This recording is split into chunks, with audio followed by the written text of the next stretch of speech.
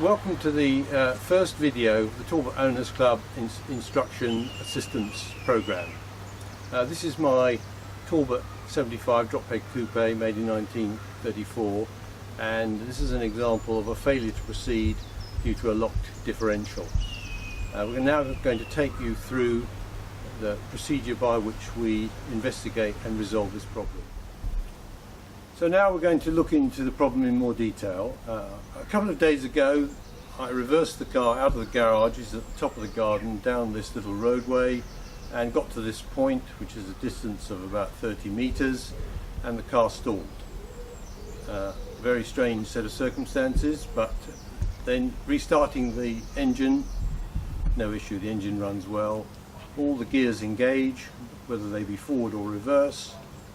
Putting it into first or reverse, the car will attempt to move forward and attempt to move back, but no go.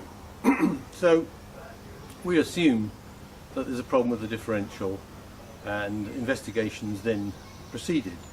And in the next part of this film we will tell you exactly what we found. So having thought about it, the first thing that one would do when there's a technical issue is to talk to club members, experienced members. So I spoke with Martin Bryant, Malcolm Fishwick, David Vine amongst others, who all advised get the back of the car up and see if you've got free movement. Having done that and discovered that the diff is not locked, we then had to scratch our heads and say, well, what could this be? And then of course we discovered the unforeseen extraneous reasons why this car is locked and stalled. As you can see, vegetation is the problem. The reason this wasn't discovered immediately is that the bumper, which is wrapped round a tree, was covered in vegetation, and I can only really say that my gardener is probably more at fault than myself.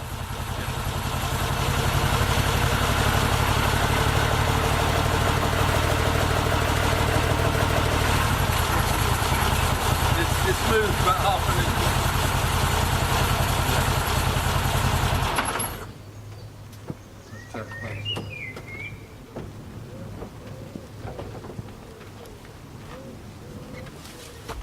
We've now moved the car forward as far as we can because it's locked in this tree, and this is the recovery instrument, a spanner.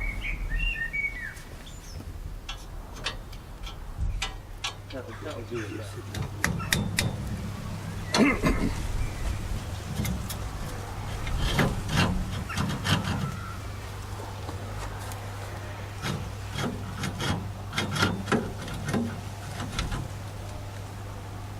If you were to tap the top of the bracket with your piece of wood, That way? Yes. Let's tap it that way. yeah. Oh! Did you get that? Yes.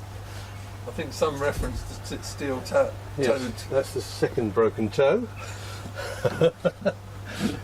Right, we're okay. So we're now free,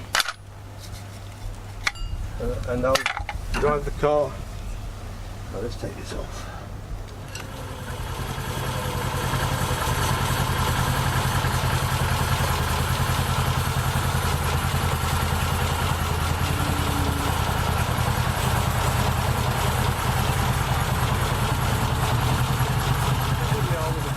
Safely at home in the lower garage, and this is the finest example of how not to drive a car and get impaled on a tree.